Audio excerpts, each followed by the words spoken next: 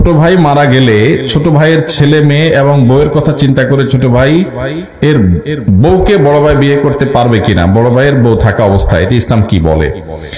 ভাইরা আমার, কোন ভাইয়ের স্ত্রী মারা যাওয়ার পর অন্য কোন ভাই যদি সেই ভদ্র মহিলাকে বিবাহ করেন ইদ্যত পালনের পর 4 মাস 10 দিন পর বিয়ে করা যায়, তখন যদি বিয়ে করেন এটা প্রশংসনীয় কাজ।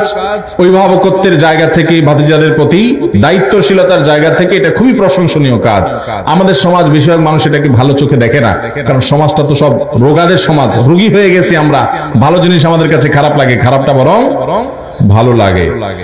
এটা ভালো কাজ। এখন কথা হলো, বড় ভাই তার একজন স্ত্রী আছেন, এই অবস্থায় ছোট ভাই মারা গেছেন, ছোট ভাই স্ত্রীকে বিয়ে করবেন কিনা? উত্তর হলো, ছোট ভাইয়ের স্ত্রীকে বিয়ে করতে শরিয়াত দৃষ্টিকোণ থেকে কোনো বিধিনিষেধ নাই, বিয়ে করতে পারবে না এমন কোনো কথা নাই।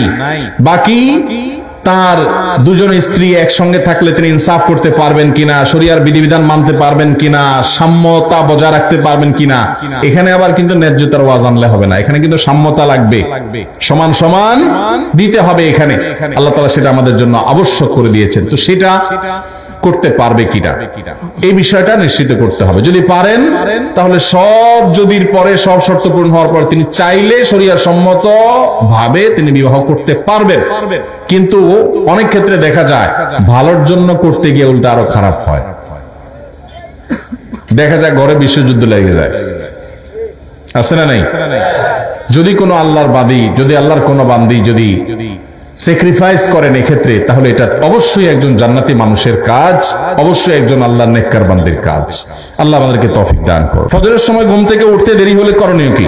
দেরি হলে কোনো একদিন হঠাৎ দেরি হয়ে গেছে, তাহলে যখন উঠছেন তখন নামাজ পড়বেন। মান্না মান সালাতিন আও নাসিহা ফালিউসাল্লিহা ইযা যাকারা ফাইন্না যালিকা ওয়াক্তুহা। কোন কারণে একদিন মিস হয়ে গেছে, কিন্তু ডেইলি আপনি সকাল 7টা বাজে উঠে ফজর নামাজ পড়েন, মায়ের একটাও নিচে পড়বে না। স্বামী মারা গেলে স্ত্রীর নাকের দুল, কানের দুল, হাতের বালা খুলে ফেলতে হবে নাকি পড়তে পারবে? স্বামী মারা যাওয়ার পর স্ত্রীকে ইদ্যত পালন করতে হয় 4 মাস 10 দিন। এই 4 মাস 10 দিনের ভিতরে সে অন্যত্র বিয়ে বসতে পারে না, 4 মাস 10 দিনের পরে বসতে পারে। যেই ঘরে থাকে সেই ঘরে, ঘরে বলতে কোনো রুমের ভিতরে না, যে বাড়িতে থাকে ওই বাড়ির চৌহদ্দির মধ্যে থাকেন। দূর দূরান্তে ডাক্তার দেখানো বিশেষ প্রয়োজন ছাড়া বাহিরে যাবেন না, সাজগোজ করবেন না। কিন্তু এর মানে এই না যে হিন্দুদের মতো স্বামী মারা গেলে স্ত্রী সারা জীবন সাদা পোশাক পরে থাকতে হবে, সাদা শাড়ি পরা, এরকম কোনো কথা নেই। সাধারণ পোশাক আশাক তিনি পরে থাকবেন, আর সাজসজ্জা করবেন না। সেজন্য তার ওই যে গহনা টহনা পরে সাজসজ্জা করা, সেগুলো করবেন না, এগুলো খুলে রাখবেন। আবার ইদ্যত যখন শেষ হবে তখন আবার স্বাভাবিক জীবনে ফিরে যাবেন।